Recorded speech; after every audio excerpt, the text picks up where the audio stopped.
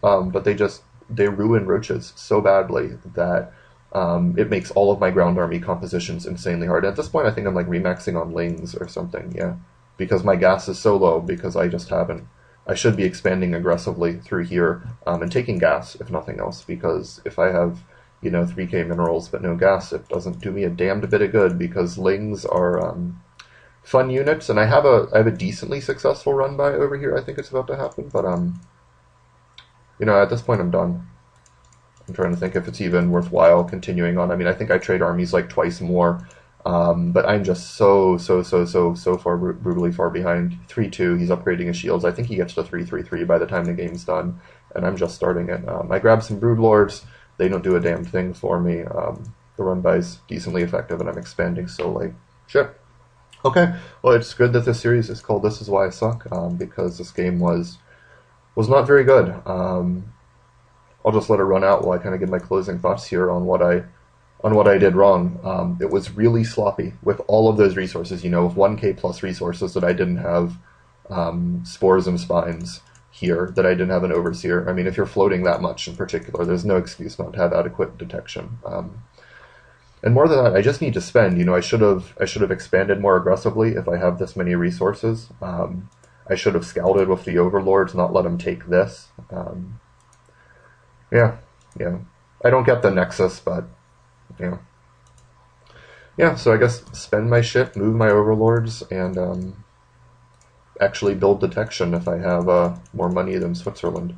Okay, so I'm just gonna hop out of that one since I think that's the game is done. I mean, I trade armies twice there and then lose, but it could have been worse. There's one more loss, and what I'm gonna do, and which maybe is weird, but it's not weird for me, is basically all of the games I'm going to look at in this series are going to be games I lose.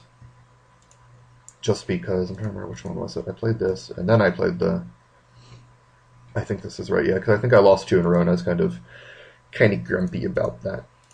Yeah, I think this is it. I don't even remember what I was just saying. Yeah, but no, that's it. I'm mostly gonna be doing games that I lose because games that I win. I mean, sometimes maybe if it's a game that I won, but I feel I played really sloppy, I'll look it over. But usually I try to focus my analysis on the games that I lost because if I won, I at least did most of the stuff right. I mean, I still make tons of mistakes. I'm not that good. Yeah, this guy is. I don't know. He's BMing me. He just doesn't like Zerg, which is weird because you play Zerg and you're supposed to BM people. I don't remember who it is. That's in that's DRG. It's in the Zerg player's DNA. You're supposed to be BM if you play Zerg, but if you play Terran, what's this BMing Zerg? I don't understand. He's clearly not happy with me. Hydra is not a nice man, and I think he threatens to two racks me here, which I don't really care about, because I think at this point, either in the metagame or in the eventual and gradual nerfs to barracks and bunker build time, it's just not that threatening. I mean, sometimes players pull it off and really punish me with it, but you see it so rarely, and I don't know. So I'm like, hey, go ahead, 2-racks me, but he doesn't, of course. He's trying to confuse me with his devilish BM. But it's ZVT, so I'm just going to take a 15 hatch, 15 pool, and swing it from there. Send out the early scout. I know to use in cross positions. I normally move this guy over, right about over here, right over the natural, so I can run in there if necessary to see what his army looks like later in the game. And this guy is going to be on a long path all the way around to get here, because I feel like in ZVT, especially, actually ZVP as well is true on this map, is in cross positions, it's really tough to Overlord scout. Especially because if you don't find them here, your Overlord's on the wrong side of the map, and the Overlord can't get through the middle of the map and around here, because if there's any Marine, if there's any Stalker, it's going to get picked off, and then you're going to be crying, because you don't want to lose the early Overlords. So you have to send the second Overlord, and you have to send it all the way around here for the same reason. A smart player might run a Marine over here just to be a dick. But you have to make sure it doesn't get killed, but you still need the scouting. What that means is you're going to have to waste another drone to run down here. Yep, there's my scout drone, just to make sure you're not getting bunkered. And I'm a pretty safe player, I guess. I suppose playing on North America ladder should do that to pretty much anyone, because the cheesing is ridiculous. I just let it finish. I don't want to waste really more resources just to make sure I'm not getting bansheed or some shit. But there's so much cheese on the ladder that I feel like you have to, and I'll speed this up. I'm just scouting here, yeah, making sure there's no bunker, you know, and once it comes up, you can just go mine. So I feel like I'm doing everything fine right here. I'm getting the Overlord in position. You know, Reactor Hellion is basically guaranteed. I send a Ling over just to make sure. But if you see the Terran opening one gas like that, it's 99.999% Reactor Hellion. And I don't mind Reactor Hellion, and I don't know, I feel like the Terran metagame really needs to develop, because I cannot think of a single time in recent memory that either me or any pro Zerg I've ever watched has been damaged really in any way by Reactor Hellion. And maybe that's not the point. Maybe it's like an economically efficient build anyways. You know, maybe the map control makes it worthwhile, and I'm just not completely understanding it since I'm not a Terran player. But I mean, let me put it this way: if a Terran player opens Reactor Hellion, in my mind, what I think is, hey, I'm totally safe from everything because they can't threaten me. And I don't think that's the mindset you want a Zerg player to be in. I think you want the Zerg player to be more in the mindset of, sweet Jesus, what's going to happen to me? I need to make something other than drones. And I get a good scout here. I'm pleased because up until very recently, I'd literally never scout. You know, and I see all of this, and this is basically I don't see the tank, but you see 3 barracks and the factory with the tech lab, and I think, hey, it's going to be a marine tank timing, no question. And I start making lings. Move these guys up, and I'm making lings. But I get a pretty bad supply block somewhere in here. I think. It's not yet. Where's my production? I should put that up. I get like a really bad supply block in here where like I have ass loads of larvae and I just can't build it in time. Now this is so sloppy and this pisses me off because there's no reason I should have lost this game. I knew what was happening. I completely called it. I pull the spines back, no sense letting him die for free. I scouted it, I knew what was coming, I had a proxy hatch, I had everything I needed to just roll this over. But what I really did here is that I just A-move the whole bunch of lings in there without splitting it. And I repel this eventually. I mean, he keeps reinforcing, I keep making lings. Is he making a bunch of workers too? He probably is. He's probably going to get ahead of me at workers, maybe. I don't know. We'll see. But I keep doing that. Jesus. I keep moving them all in one big, large ball of, hey, you're a siege tank, please kill me. I mean, in all of those, I think I could have overrun that on the first, definitely the second attack, if I just split the Zerglings, you know, into 3 groups and sent them in separately. Because when you have, like, that clump of 3 tanks, not anymore, he only has 1, so he's going to die here. But if you have that like clump of 3 tanks and you run all your Zerglings in, they all fire once, and you know you lose 20 Zerglings because they're all in a big fucking ball. And that's irritating, you know. But still, I'm ahead in Harvesters. I take my 3rd now, which is obviously a really delayed 3rd for Zerg. I